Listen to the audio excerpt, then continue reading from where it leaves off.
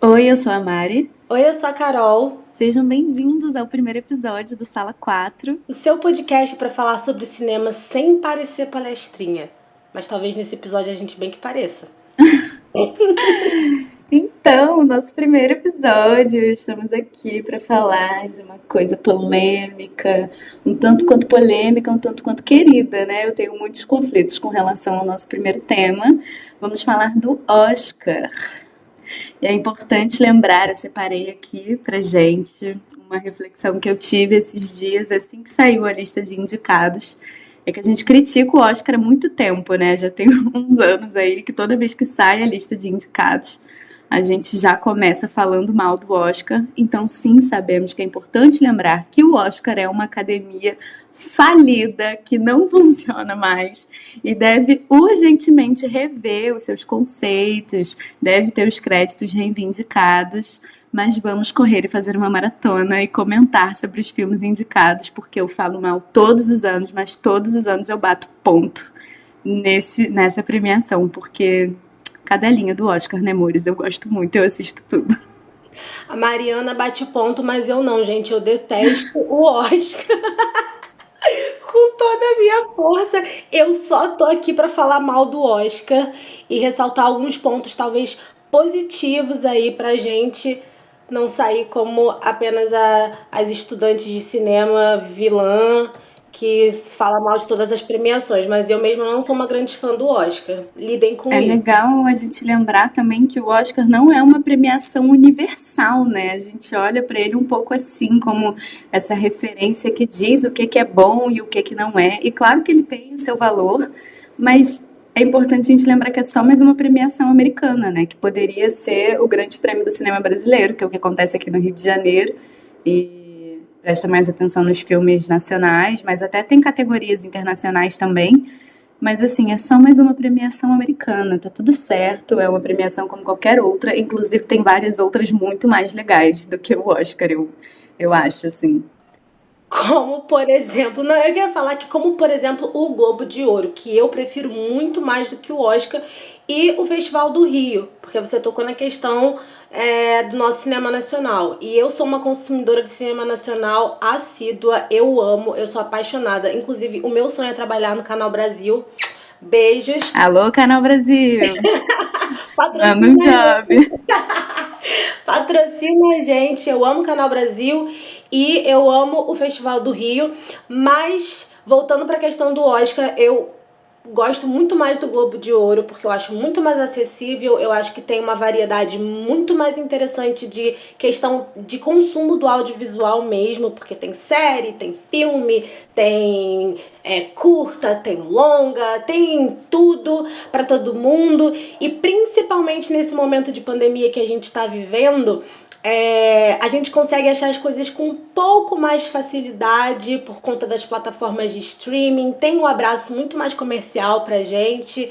Eu acho que não fica muito engessado nessa questão de ser a instituição dos grandes Estados Unidos da América, essa coisa meio imperialista cultural que eu detesto. Então, assim, Oscar, o que tem a ver, não é mesmo?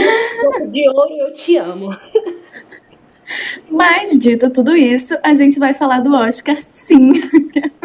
Depois de tanto criticar, a gente vai falar do Oscar sim. A lista de indicados desse ano foi divulgada no dia 15 de março, numa live, pelo Nick Jonas e a Priyanka Chopra, o suco do pop. Eu amo esse casal. Meninas Disney, que acompanham o Nick Jonas até hoje, presente. E é o primeiro ano do Oscar que os cinemas estão fechados, né? Na premiação do ano passado ainda não tinha pandemia, então a premiação chegou a acontecer. Então, com os cinemas fechados há um ano, vários filmes estão disponíveis para serem assistidos pelas plataformas de streaming por aí. E essa lista de qual filme você pode ver e aonde você pode ver vai estar no nosso Instagram, que é @sala4podcast. Então, passa lá, segue a gente para você ter acesso a essa lista. Aproveita e compartilha também. Se tiver alguém fazendo uma maratona, a gente dá esse help. Eu acho que vale a pena a gente falar que a Netflix finalmente conseguiu, gente, a validação do Oscar com 35 indicações esse ano.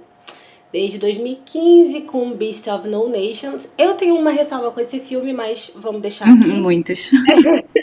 Até que eles tentaram muito chamar a atenção da academia, mas falharam aí um pouquinho, né?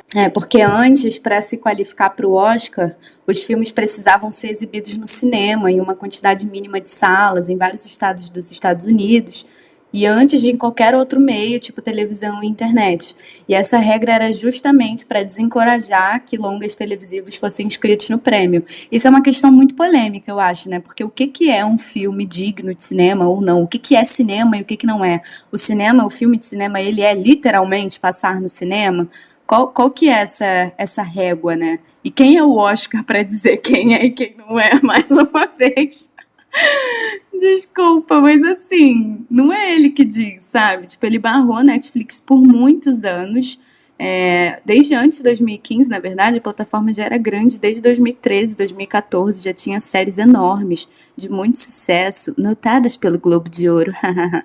E o Oscar seguiu ignorando eles até 2018, dando as indicações nas categorias principais. Então, assim, alguém tem esse critério? Alguém consegue dizer com mais clareza o que é um filme de cinema e o que não é, sem ser literalmente passar numa tela de cinema? Porque agora, por exemplo, que os cinemas estão fechados, o que é um filme de cinema, sabe? O que é um filme digno de cinema? Você deixa muita coisa de fora, eu acho.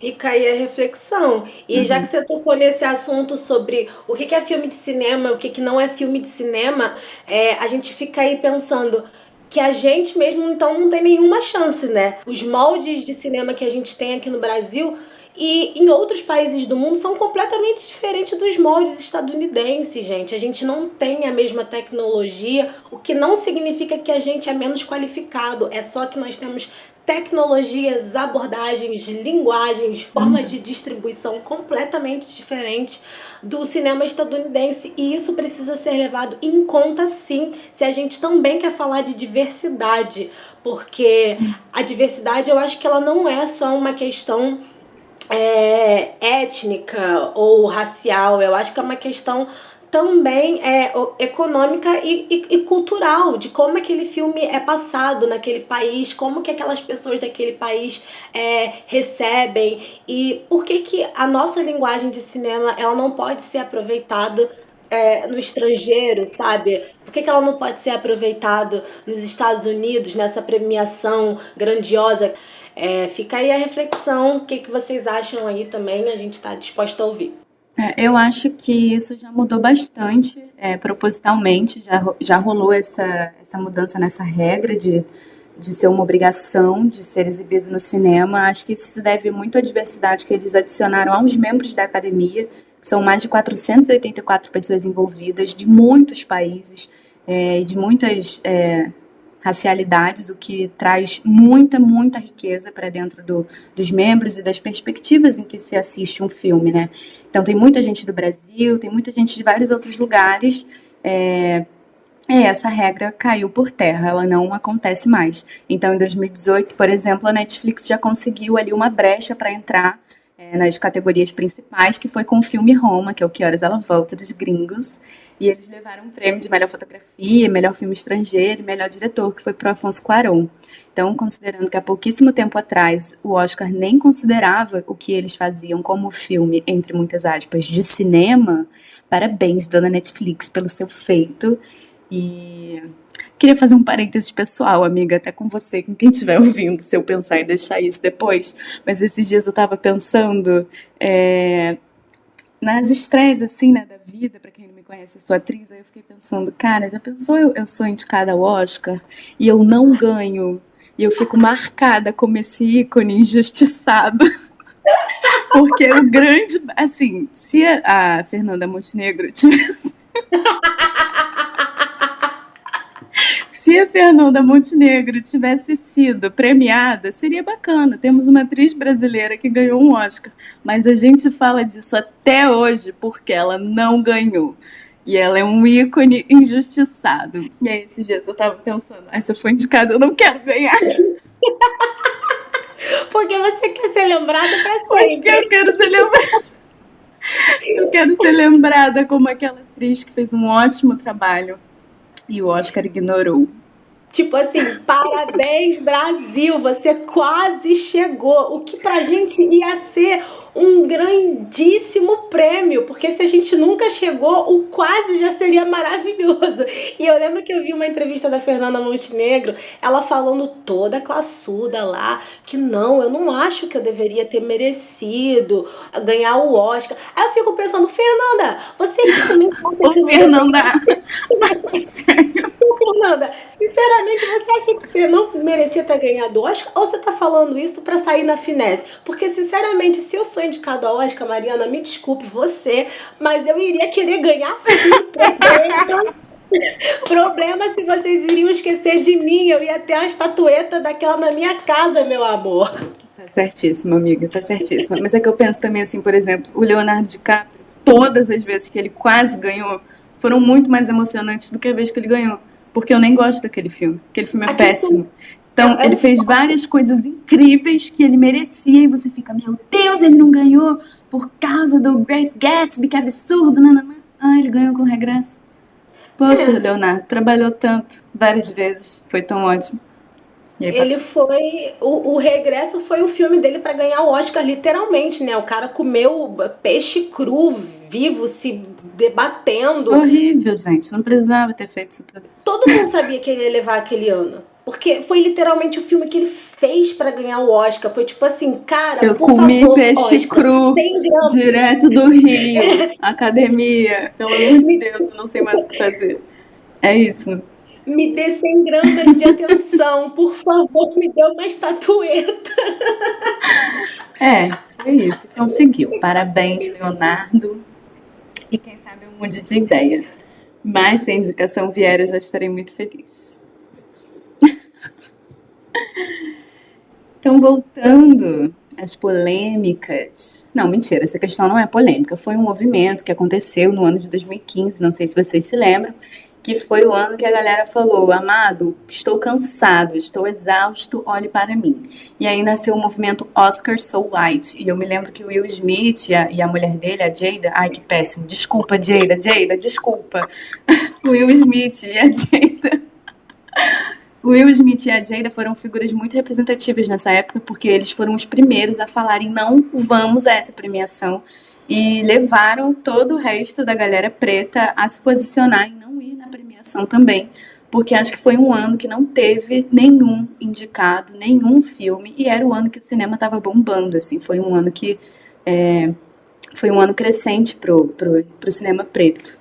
E as indicações desde essa data, de fato, aumentaram, mas eu achei que aumentou de qualquer jeito, porque passaram a indicar todo e qualquer filme, todo e qualquer ator, e não que fossem ruins, mas que eram, por exemplo, isso aconteceu de novo esse ano, inclusive, no ano de Estrelas Além do Tempo, eles indicaram a Taraji P. Henson, que era a protagonista das três, assim, era a que mais se destacava. Indicaram ela como coadjuvante. Na mesma categoria, indicaram a coadjuvante de fato, que era a Octavia Spencer, e deixaram a Janelle Monáe de fora. O que eu faria se eu fosse um membro da academia? A Taraji P. Henson está maravilhosa nesse filme, ela merecia uma indicação na categoria principal. A Octavia Spencer tinha muitas outras coisas boas para virem depois desse filme, então ela não precisava dessa indicação agora. Octavia, querida, me perdoa. E a Janelle Monáe está maravilhosa também, ela merecia de fato uma indicação como atriz coadjuvante. Só que eu achei que a partir desse ano eles começaram a querer bater ponto. Não quer que a gente indique? Estamos indicando. E eu acho que esse desleixo segue acontecendo até então. Em umas polêmicas, inclusive, desse ano. Polêmica, sinceramente, eu não vi ninguém comentando, mas foi uma polêmica para mim, porque eu estou insatisfeita. No filme Judas and the Black Messiah, que quem é o protagonista é o Daniel Kaluuya, para mim, né, na minha opinião, os dois são protagonistas, eu acho, o Daniel Kaluuya e o Lakeith Stanfield. Eles dois têm muito destaque nesse filme, mas se eu fosse destacar um, seria o Daniel Kaluuya, porque ele é o Fred Hampton. Então ele tem mais espaço, tem mais tempo de tela, enfim, o filme é sobre ele. E eles simplesmente indicaram os dois na categoria de coadjuvante. E aí, Marianja? Continua com essa sua boquinha boquiaberta aí, porque vamos falar de Viola Davis, que é a mulher mais indicada do Oscar, com um total de impressionante 4 indicações. A mulher negra mais indicada. A mulher negra mais indicada de todos os tempos, em 93 anos de premiação, com um total de 4. O que eu acho engraçado é que eles colocaram de todos os tempos, querendo botar uma coisa fantástica que só não existe. Gente, e olha só, que doideira. São 93 anos de premiação. Um total de 3.140 estatuetas distribuídas ao longo desse tempo. O que dão pra gente uma margem de 2% de... Agora eu tô falando assim de todos os realizadores negros, né? Que dá uma margem de 2% das estatuetas terem vindo pra gente. A Viola foi a mulher negra mais indicada de todos os tempos, com um total de 4 indicações, 2 como coadjuvante e 2 como principal.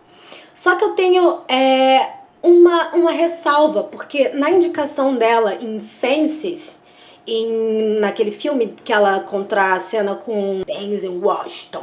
E o filme em português fica um limite entre nós, para quem não estiver associando. Exatamente.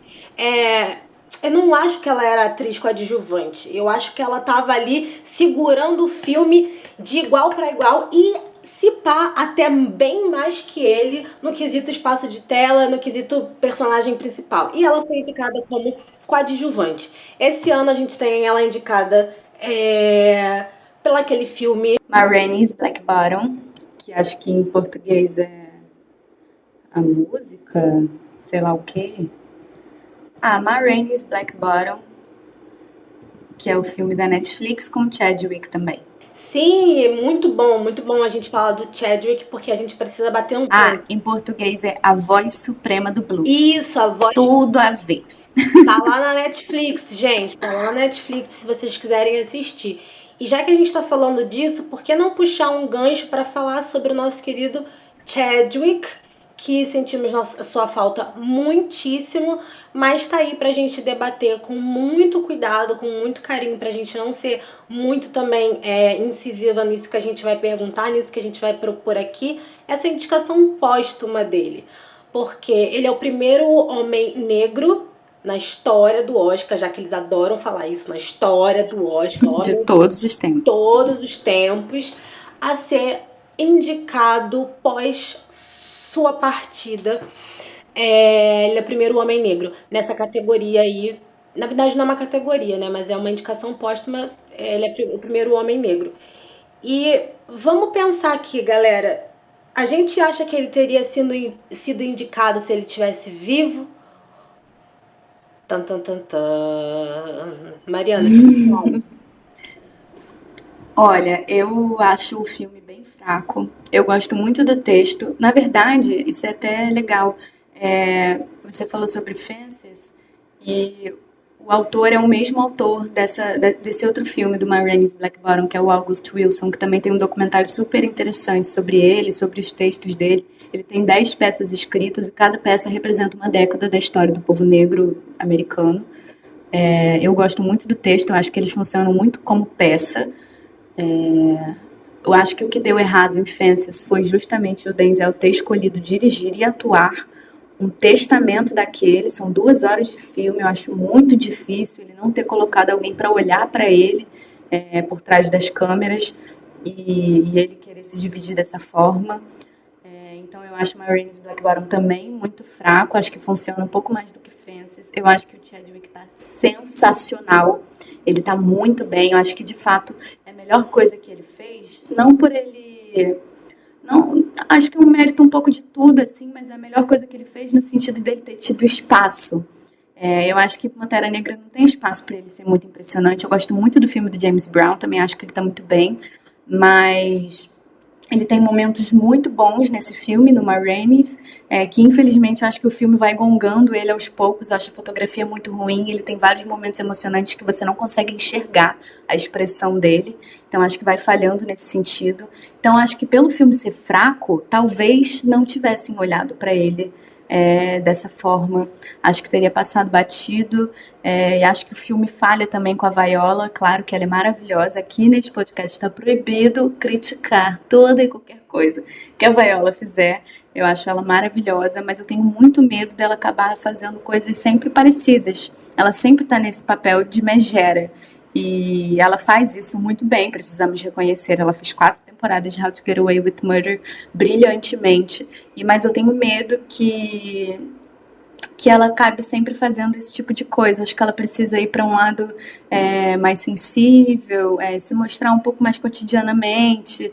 Então eu acho que ela vai levar, sinceramente, porque depois que o Oscar cisma já era, e acho que falta esse prêmio para ela também, falta ela conquistar essa categoria, então eu acho que ela leva. Sobre a indicação póstuma, eu sinceramente acho que não teriam olhado para ele, acho que teriam até indicado os dois que a gente falou anteriormente, teriam indicado corretamente, teriam colocado o Daniel em cima. Ai, mas sabe, eu não consigo acreditar na bondade deles. Eu também não. Eu acho que eles terem colocado o Chadwick. Lembrei o que eu acho o tempo inteiro. Eu acho que eles terem colocado a indicação para o Chadwick, para além da simbologia de dar o prêmio a ele, que foi muito importante, foi uma figura muito importante, tem uma coisa de não querer premiar 2 atores negros ao mesmo tempo. Então eu acho que talvez o Daniel e o Lakeith, e eu espero do fundo do meu coração que eu esteja errada, tá? Isso é esperando a coisa mais baixa da premiação. Eu acho que o Daniel e o Lakeith talvez não levem, e o Chadwick vai levar a indicação póstuma. É isso que eu acho que vai acontecer. Pegando esse gancho aqui, vamos fazer uma reflexão sobre Soul. Já que a Mariana tá aí, ó, na premiação, e eu tô mais assim, vamos fazer uma reflexão, não sei o que, blá, blá, blá, fazendo meio aí advogado do diabo. Eu gostaria de fazer uma reflexão sobre Soul. Mariana, vamos começar com você, depois eu desenvolvo o meu pensamento. O que você acha da indicação de Soul? A indicação de Soul, se eu não me engano, me corrija aí se eu estiver errado, foi na verdade uma indicação de só melhor trilha sonora. Não, eu acho que tá como melhor animação também. Será? Eu não lembro. Eu não tenho nada a dizer contra a indicação. Eu não acho que tenha sido uma indicação no sentido de esse filme tão importante para a comunidade, não sei o quê. Eu acho que a Pixar e a Disney estão lá todo ano, tem tipo essa vaga comprada já, qualquer coisa que eles fizerem, qualquer ano eles vão ser indicados em melhor animação. A minha questão é justamente com o filme, não é com a indicação. Eu acho curioso, não acho que é maldoso, eu acho que é uma limitação da parte de quem cria as animações, de quem pensa as animações, que eles não conseguem olhar para esses personagens e pensar características, personalidades, histórias, relações, não conseguem pensar em absolutamente nada disso, olhando para essas figuras que são de pessoas pretas. Por que estamos dizendo isso? Porque dos 15 minutos em diante de Soul, o cara vira uma gota azul, e dos 15 minutos aos 30 ele passa, como gota, dos 30 minutos em diante, que é depois que ele volta pra vida, não querendo dar um spoiler, ele vira um gato. E aí pensei, não é possível, sério, quando eu vi que o cara virou um gato, eu me senti tão sacaneada, sabe quando você olha assim pros lados e pensa, não é possível, eles não conseguem. Eu acho que é uma limitação, de verdade, não demonizando a Disney, tipo, racismo, botou o cara pra virar um gato, não sei o que, apesar de ser racismo, mas eles não conseguem olhar pra esse cara, pra esse personagem e imaginar a complexidade.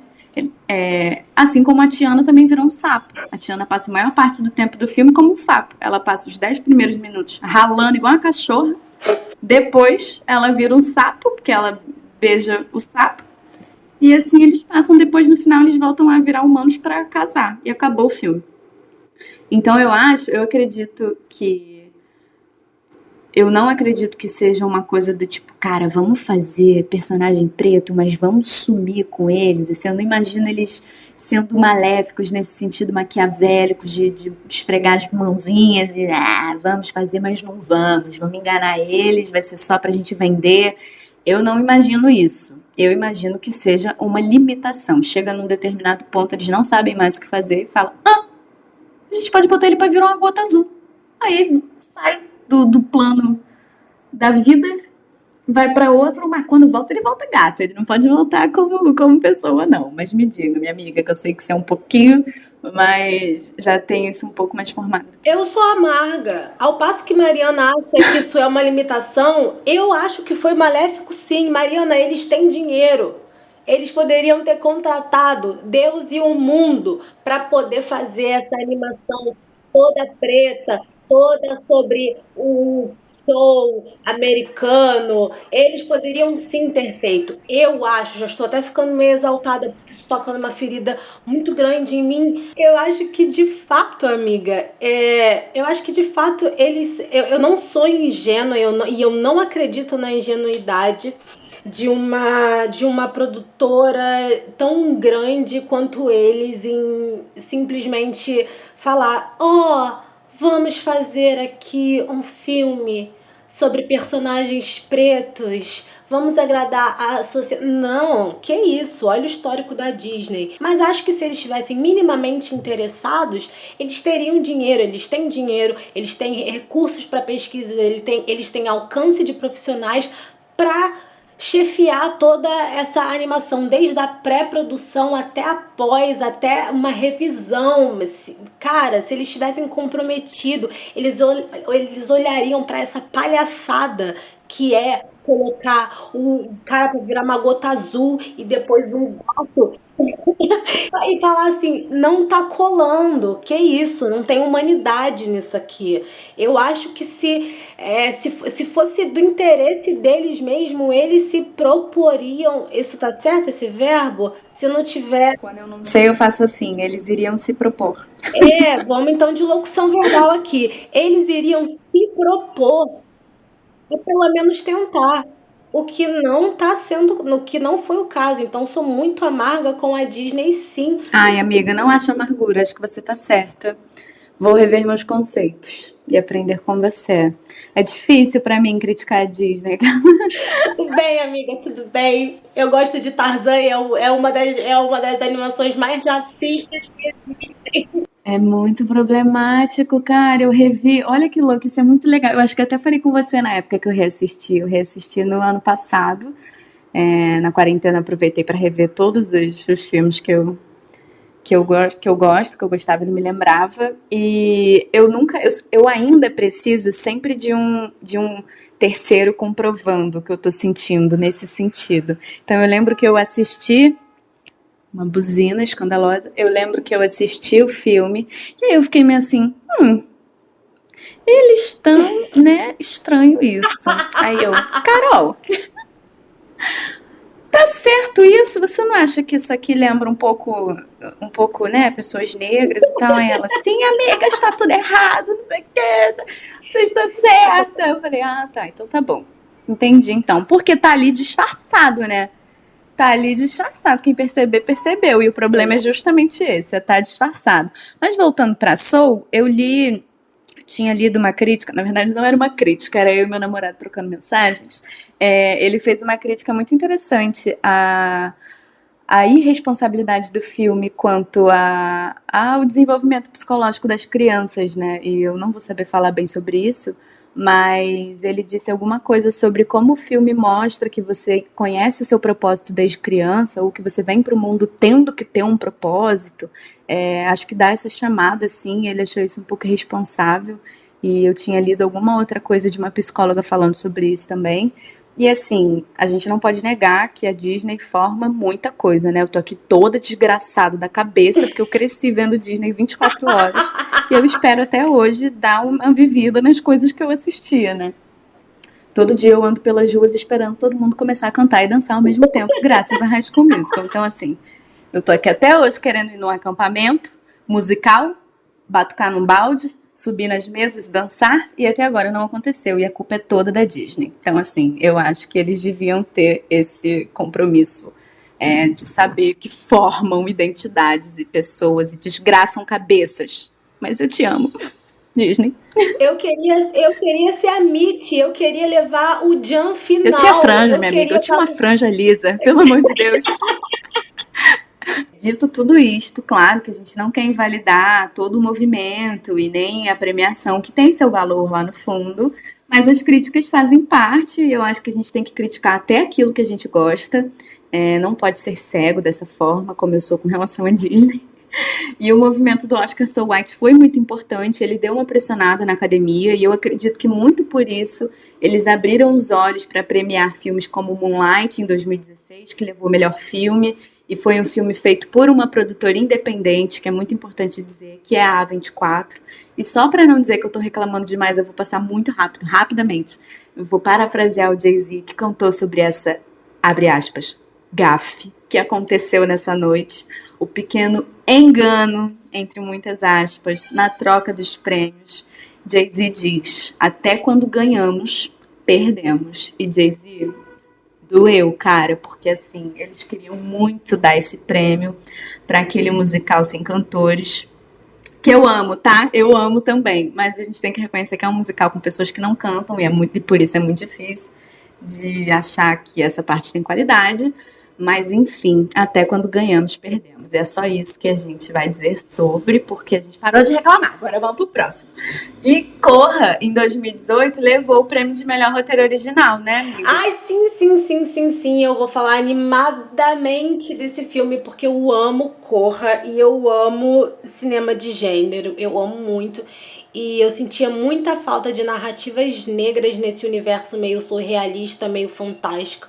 Eu acho que o Jordan veio aí abrindo as possibilidades para esse tipo de cinema, para esse tipo de linguagem ser feita. E eu acho que é uma abordagem super interessante, porque aí mexe com toda uma linguagem mesmo de se fazer cinema, uma linguagem de se pensar fotografia, uma linguagem de se pensar trilha sonora, uma linguagem de se pensar direção de arte, uma linguagem de se pensar figurino, efeitos especiais, diálogos, textos complexos, metafóricos. Eu sou uma pessoa que amo esse tipo de filme, esse tipo de abordagem, e eu acho ousadíssimo o que o Jordan fez e fico muito feliz por ele ter levado o prêmio de melhor roteiro original e sendo o primeiro homem negro a levar essa categoria na história do Oscar. Outra coisa legal de destacar também é que na categoria de direção, pela primeira vez, 2 mulheres foram indicadas no mesmo ano. A Chloe Zhao, que é a diretora de Nomadland. Nossa, que inglês horroroso, desculpa, mãe. Nomadland, não sei como diz essa palavra. Ela foi a primeira mulher chinesa a ser indicada na categoria em 93 anos de premiação e a primeira mulher a receber 4 indicações no mesmo ano. Ela foi indicada por direção, montagem, roteiro adaptado e melhor filme. Gente, se a minha professora conhece essa mulher, ela entra em curto-circuito, porque no meu primeiro período de faculdade, a primeira coisa que ela falou assim, não se faz cinema sozinho. Aí eu olhei pra cara dela e falei assim, pois bem, então eu vou embora, porque eu quero fazer tudo sozinha. Se minha professora ver essa mulher, ela vai falar, ué, eu vou falar o que agora na aula? Porque pra ela não se faz cinema sozinho. E assim, eu entendo, tá? Tô brincando. E a diretora Emerald Fennell é a primeira mulher estreante, é o primeiro filme que ela faz a entrar na lista de direção. Uma coisa que eu acho válida a gente comentar é que a gente não tá invalidando a importância das primeiras vezes, que a crítica é justamente ser a primeira vez em 93 anos. 93 anos, gente, é um senhor no fim da vida. É muita coisa. É quase 93 um século, anos. Gente. É quase um século. Pelo amor de Deus, um século. E a gente tem 2%. Meu Deus do céu. Então, assim, isso é um absurdo. É claro que a gente tem que comemorar que finalmente estamos entrando, mas caramba, quanto tempo que demorou para olharem para outras coisas e falarem, aquilo ali é interessante mesmo sendo diferente de mim. É interessante justamente por ser diferente de mim, porque se você parar para ver a premiação anos antes, principalmente antes desse movimento do Oscar So White, os filmes são todos muito parecidos, são todos muito sobre a mesma coisa, sobre o mesmo universo. Então, enfim, a gente tem essas 2 ótimas indicações aí na categoria de direção. Eu sinto falta da indicação da Regina King, que ela foi indicada no Globo Total. de Ouro por Uma Noite em Miami. Queria acrescentar isso, eu acho que ela poderia sim ter sido indicada, mas aí já acho que entra naquele problema. Ah, já indicamos mulheres demais, caramba, quer que a categoria inteira seja de mulher. Calma aí, depois a gente indica ela. Eu acho que eles têm essa quantidade, assim, de. Ah, indica aí duas mulheres, uma mulher chinesa, uma mulher. Eu imagino eles exatamente assim. Não tem ninguém diferente aí não pra indicar, pra não reclamar esse ano? Eu acho que eles fazem meio assim. Mas uma coisa que eu ia falar sobre esses impactos presentes que demoraram quase um século para chegar e os impactos futuros que também vão demorar um pouquinho para chegar, nosso pingo de esperança para abrir esse leque de diversidade aí, ele vai só começar de fato ser implementado em 2024. Para quem não sabe, o Oscar soltou uma nota que agora nós temos novas regras caso um longa-metragem queira concorrer a maior categoria da noite, né, que é o melhor filme, longa-metragem.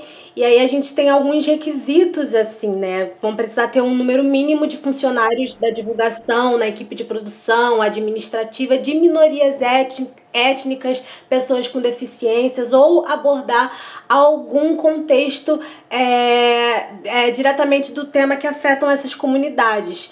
E só em 2024. E aí fica a questão, por que só em 2024? Como eu reflito, eu lanço a reflexão e eu mesma respondo, eu acho que é porque eles ainda querem aproveitar um pouquinho do privilégio branco que os Eles resta. não Pra têm eles não pressa tem sentido. nenhuma. Porque não é como se podia ser ano que vem, por exemplo. E aí se seu filme não atende as categorias, tchau e benção, filho. É isso. O problema é seu, vai rever seus conceitos, sua galera, sua equipe. É isso. Tem que ser cruel mesmo. Estamos com pressa, tem muito tempo aí já, 93 anos de filmes parecidos. Enfim, voltando à diversidade das indicações que aconteceram esse ano, é a primeira vez, é um recorde, que 9 atrizes e atores racializados receberam indicações. O Steven Yeun, que é o Glenn de The Walking Dead, essa série horrorosa que eu amo do fundo do meu coração, é o primeiro americano de origem asiática a ser indicado como melhor ator por Minari, que eu já assisti e é ótimo, indico que vocês assistam também.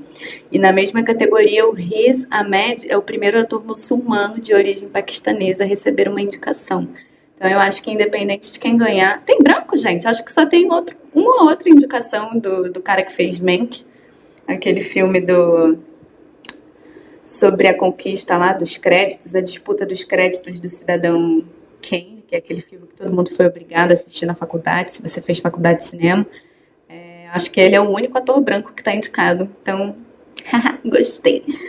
Um negócio que eu gostaria de falar, que eu não falei, mas que eu acho que eu vou falar agora, que já que você tocou nessa diversidade, para além de pessoas pretas, para além de realizadores pretos no Oscar, a gente ter essa visibilidade também para realizadores amarelos, né? Asiáticos amarelos, asiáticos marrons.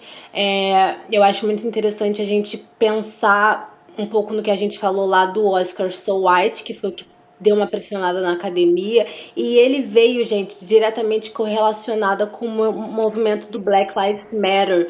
Então, assim, foi um movimento que começou com ideais políticos e depois foi se espalhando até chegar na questão do entretenimento, na questão artística, na questão cinematográfica, e deu aí a oportunidade para outros grupos étnicos que também são oprimidos, para outras pessoas racializadas que também se sentem marginalizadas aí no cinema nos Estados Unidos, para começarem a levantar também e reivindicar a sua própria bandeira, para começar a aparecer aí em tela grande, para a gente começar a conhecer também vários cinemas do mundo afora, o que eu acho muito interessante a gente ressaltar, para dizer que a gente não falou bem de nada, né? Porque A gente entende o movimento do Oscar So White com muita importância, a gente entende os precedentes, a gente entende o estopim, a gente valoriza muito. O que a gente não entende legal é o Oscar dar essas pequenas concessões.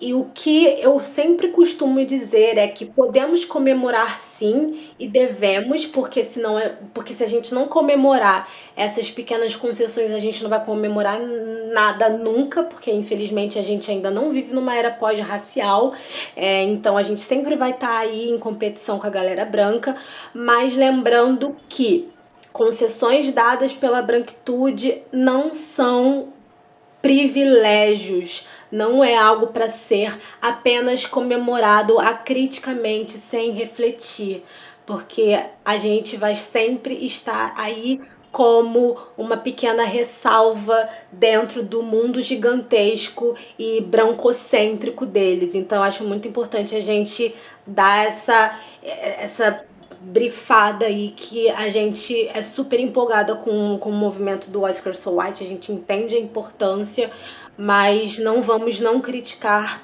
a academia e não vamos não falar sobre todas essas coisas que afetam diretamente a gente que produz, a gente que consome, a gente que vê, a gente que é curioso dentro desse meio do cinema.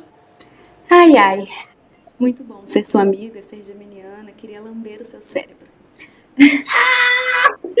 Sério, tem uma imagem exatamente assim como eu me sinto quando a gente conversa. É isso, gente. A premiação vai ser no dia 25 de abril e, pasmem, vai ser presencial. O Oscar não entendeu nada. Só mais uma crítica, gente, vou fazer muito rapidinho, porque diferente das outras premiações, tipo o Emmy, o Globo de Ouro, que rolaram por videoconferência, o seu Oscar está não só realizando a premiação presencial, como está exigindo que, se você quiser discursar, né, se você for convidado a apresentar um prêmio ou se você ganhar um prêmio, você tem que ir, tá? Não pode fazer um Zoom, não pode fazer uma salinha no Google Meet, não pode, ele não quer. Você tem que estar presencialmente. E nem as celebridades gostaram disso, nem os produtores estão satisfeitos com essa decisão da academia, porque antes eles tinham que arcar com o custo de 2 diárias de hotel, né? Um dia antes, outro dia depois da premiação, então no mesmo dia. E agora eles vão ter que simplesmente isolar as pessoas por 2 semanas. Uma semana antes da premiação e uma semana depois, para a pessoa voltar, né, para o mundo. E além deles estarem fazendo esse absurdo, quer dizer, com esse absurdo, eles ainda congelam todo o cronograma de produções de Los Angeles, de qualquer outro lugar que esteja produzindo no momento. A pessoa, se quiser ir ao Oscar, ela vai precisar parar o trabalho dela, se isolar, ir à premiação, se isolar e só então voltar a trabalhar. Oscar, faz um Zoom, cara, custa nada, vai ser bonitinho, sabe? Qual foi a premiação que a Zendaya ganhou? E foi linda essa premiação à distância, eu achei muito legal. Eu achei muito legal. Sim, foi o Emmy foi à distância, eu achei muito legal. Foi incrível. E parecia que eles estavam no Zoom com a gente, né? Porque a gente tá aí há 1 ano fazendo Zoom. Oficialmente 1 ano. Mas é isso. Esse é o último vacilo que eu tenho para comentar. Na verdade, acho que eu não tenho mais nada a dizer. Já podemos acabar por aqui, porque deve ter 1 hora da gente falando. E eu adorei. Ai, olha, nem doeu. Adorei mesmo. Tomara que as pessoas gostem. Eu espero muito que todo mundo goste, porque, gente, se tem uma coisa que eu gosto é de falar. Se tem uma coisa que eu gosto, além de falar, é falar de cinema com Mariana, sem precisar colocar a minha cara. Então, amiga, você não pretende assistir a premiação, né? Não, a premiação não, os filmes. Não? Tudo bem. Mas eu pretendo, gente, eu perguntei isso porque eu pretendo e eu quero que as pessoas me convidem para bolões e comentem o filme comigo no Instagram. Eu adoro, de verdade, tá, gente? Eu tô assistindo tudo, eu já assisti 8 filmes, olha só, 8 ou 9, não sei, não me lembro. E cada dia eu assisto um, estamos maratonando aqui em casa. E aí, comenta comigo, gente, de verdade, eu vou adorar. E me chamem pra bolões, porque eu sou boa nisso. Eu sempre faço dois, eu faço o que eu gostaria que ganhasse e o que eu acho que vai ganhar. No mais é isso, gente. Muito obrigada se você ouviu até aqui. Estou super feliz em estar fazendo esse projeto com a Carol. Não tinha outra pessoa para fazer isso melhor do que ela. A gente realmente ama conversar sobre cinema. A gente manda áudios gigantescos. A única diferença é que agora a gente está gravando para compartilhar com as pessoas. Então, eu espero de coração que vocês gostem, que vocês tenham sentido que foi feito com o coração. Sigam a gente no nosso Instagram, @sala4podcast, @marianaolv. Mas segue o do podcast, tá? Segue a gente lá no podcast, que a gente vai, ao mesmo tempo, alimentar aquela rede. Vamos deixar a lista de filmes lá, onde você pode assistir. E é isso. É isso, gente. Eu tô aqui disposta, se alguém quiser mudar a minha cabeça e me dar bons motivos para assistir a premiação, não sei, sei lá, um vinho, um Netflix antigo, via Zoom, porque estamos em quarentena, lembrando. Ah, tá. Já ia brigar com você. Lembrando que Mariana, Terror da OMS. lembrando que Mariana tem namorado, mas eu não. Então, então, galera, se vocês acham um absurdo uma profissional do cinema não gostar de assistir o Oscar, só assistir o Globo de Ouro, tá aí a oportunidade para quem quiser fazer o coração de pedra dessa menina escorpiana amolecer. Um grande beijo no coração de vocês, amei estar aqui, muito obrigada e até o próximo programa. Um beijo, gente. Até a próxima quarta. Tchau, tchau.